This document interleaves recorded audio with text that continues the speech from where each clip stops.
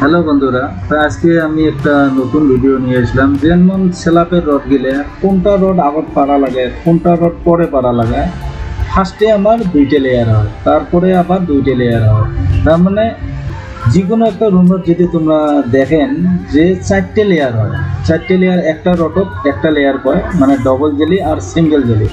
একটা হল কেরেং জেলি, মানে কেরেং কেমন একটা কন্টিনিউ কেরেং জেলি হয়, আর একটা হয় অনলি মাঝের খেন। তো মাঝের খেন যদি আমরা সিঙ্গেল জেলি বানাই, তো ওখানে কিন্তু কেরেং জেলির একটা ভাগ আছে। যেমন একটা রুম L3 করো আর L4 করো, তো মাঝের খেন যদি অনলি কেরেং মারেন তখন কিন্তু রড বহুত কমে যায়। আর যদি বিম টু বিম কেরেং মারি দেন তাহলে কিন্তু রড অল্প বেশি লাগে আর কামটা অল্প হেভি হয়।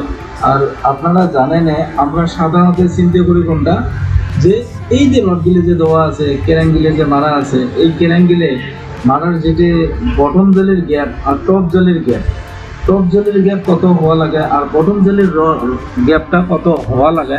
তো এই ধরনের মানে কামের প্রসেসগুলো আমি আপনাদেরকে দেখে দিতেছি, যাতে আমি কীভাবে কামগুলো করিয়েছি আর আপনারা কীভাবে করিয়েছেন, অ্যাকচুয়ালি মেলে কি মেলে না। অথবা রেসিডেন্সিয়াল ঘরের জন্য আমি কামগুলো দেখে দিয়ে আছি, আর যেটা নাকি আপনার কমার্শিয়াল কাম ওটার জন্য আলাদা হয়। আর রেসিডেন্সিয়াল ঘরত লাগে ছাদত 1 কুইন্টাল রড বেশি যাক, যাতে ছাদ ফ্যান অল্প হেভি হয়। আর মাঝতে এই বিমগুলো যে দেখা পাইতেছেন, বিমগুলোও দেখি নেন, এখানে স্ট্রাপার দেওয়া আছে। আর স্ল্যাবত দেখো এইভাবে কন্টিনিউ কিন্তু আমার কেরাং মারা আছে। তো যখন কন্টিনিউ কেরাং মারা থাকে তখন কিন্তু আপনার রড বহুত বেশি যায়, বহুত মানে 1-1.5 কুইন্টাল রড বেশি যায় 2000 স্কোয়ার ফুটের স্ল্যাবত। তো তখন কিন্তু ছাদটা খুব হেভি হয়। আর রেসিডেন্সিয়াল ঘরের কামগুলো অ্যাকচুয়ালি হেভি করাটাই দরকার। তো এইভাবে যদি দেখা যায় যে কেরেং গেলে একটা বাদ বাদ বাদ বাদ বাদ বাদ কেরেং দেওয়া লাগে, তো তখন দেখো কামটা কত মজবুত হয়। আর যদি তোমরা মাঝের দিয়ে থাক অনলি মাঝের কেন, তাহলে কিন্তু যেমন আমরা যদি সাধারণত ভাবি যে বটম জালিতে 10/10 করবো আর টপ জালিতে আমরা 5/5 করবো, তো বটম জালিতে 8/8 করবো, টপ জালিতে 4/4 করবো, তখন কিন্তু আপনার চারো সাইডে জালিতে কত হবে। যদি 10/10 করেন তাহলে চারো সাইড 10/10 হবে। আর যদি ভাবেন যে কন্টিনিউ বটম জালি কর্ম, খালি অনলি এই কোনায় কোনায় যেটা দেখা পান ওই জায়গাটা ধরবো, কারণ ওই জায়গাটা আপনার বটম টপের যেটা রডটা, টপের রডটা কিন্তু 4 ইঞ্চি/4 ইঞ্চি হয়। আর এখানে মিডিল পজিশনত কিন্তু আপনার 10/5 হবো। তো এইভাবে রডগুলো যেটা আমরা দেখে দিই বা যেভাবে বাঁধিয়েছি, তো এইভাবে যদি আপনারা অল্প লক্ষ্য করে যান যে আমার কামগুলো থাকি মানে যেগুলো নাকি কমার্শিয়াল কামগুলো করে আর রেসিডেন্সিয়াল ঘরতেও ওই কামগুলো ব্যবহার করে। কারণটা কি জানেন? তার কারণ কী বা কারণ আমার কিন্তু যে বলে বিমে বিমে গাঁথনি যাবো ওটাও না। আমার কত সময় কি হয়, বিম ছাড়া 2 ফুট সাইড দিয়েও গাঁথনি গিলে যায়। এখানে দেখো এই যে ক্যারেং বারটা, যেটা নাকি একটা রড বটমের রড ক্যারেং তুলে টপের রড দেওয়া গেছে। তো এই ধরনের ক্যারেং রডটা কিন্তু আপনারা বহুত সতর্ক হয়ে যায়, যাতে আপনাদের ওখানেও কামগুলো ভালোভাবে হয় আর ভালোভাবে যাতে করা যায়। আমার এখানে দেখো আপনারা দেখলে টেরে পাবেন যে কন্টিনিউ ক্যারেং তোলা গেছে, একটা বাদ বাদ একটা বাদ বাদ একটা বাদ বাদ, বিম টু বিম। তো সেম সামনে যেটা দেখা পেতেছেন ওইদিকেও কিন্তু একটা গ্যাপ গ্যাপ গ্যাপ গ্যাপ ক্যারেং হবে। তো এইভাবে ক্যারেংটা দিলে কিন্তু রডগুলো অল্প বেশি যায়, যার ধরনে কমার্শিয়াল ঘরের যেটা কাম ওটা কিন্তু রেসিডেন্সিয়াল ঘরের কামত করার লগে লগে কী হবো, আপনার খরচা অলপ কমা যাব, মিস্ত্রিরও লাভ হবো। এখানে দেখো বটম জালিটা 10 ইঞ্চি/5 ইঞ্চি হয়েছে, আর তখন কিন্তু 10 ইঞ্চি/10 ইঞ্চি হবো। তো এই ধরনের কামগুলো আপনারা ভুল করবেন না।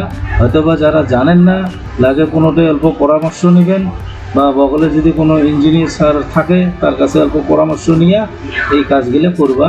পরিপূর্ণ যদি মিস্ত্রির উপরে ডিপেন্ড করেন, হয়তোবা সব মিস্ত্রি একে না, যারা জানে হয়তোবা ভাবে যে এত টাকা খরচা কইরা কাজগুলো করতেছে, আমার উপরে ভরসা করে নিশ্চয়ই অল্প কাজগুলো আমরা ভালো করা লাগবো।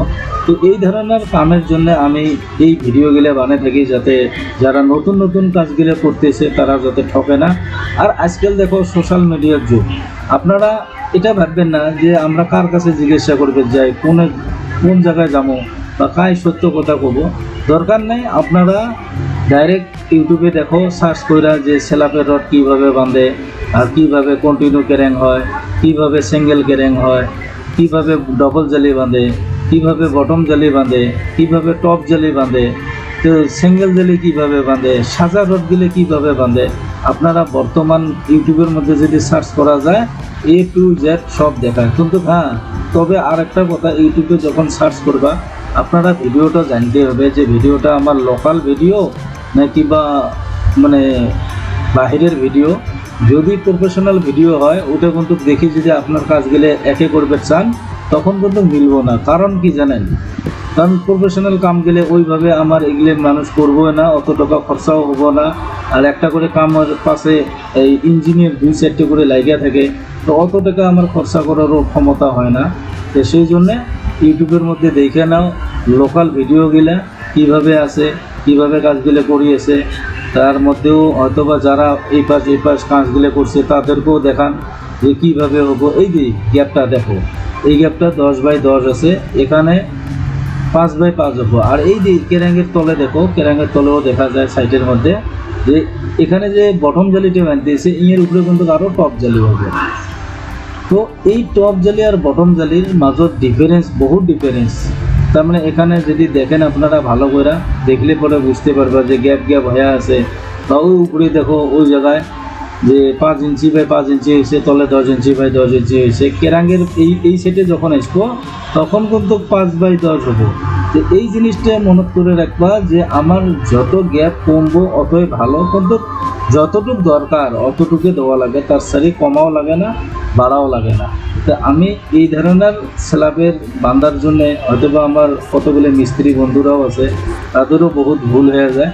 সেই জন্যে আপনারা মানে এই ভিডিওগুলো আমি যে বানিয়ে দিলাম হয়তোবা বহুত মানুষেরে ভালো হবো। আর এইদিকে আপনারা গোটায় আমি সাথ দেখাইতেছি যে কীভাবে বাঁধতেছি। আমি খালি যেখানে ডবল জালি হবো ওখানে আগে বাইরে শেষ করে দিলাম। তো এইভাবে সাথে রডগুলো বাঁধিয়েছে। আরও যদি আপনাদের কিংবা যদি জানার ইচ্ছে আছে আপনারা কমেন্টের মধ্যে আমার জানিয়ে দিবা, আমি ওইভাবে ভিডিও বানিয়ে দেবো। তো ভিডিও দেখে কেমন লাগলো আপনারা নিশ্চয় কমেন্ট করবা, আর কোথা থেকে করতেছো জায়গাটার অ্যাড্রেসও দিবা। আমি বহুত মানে এই ধরনের ভিডিওগুলো বানিয়ে থাকি। তো আজকের জন্য আমি এতটুকু বানালাম। নেক্সট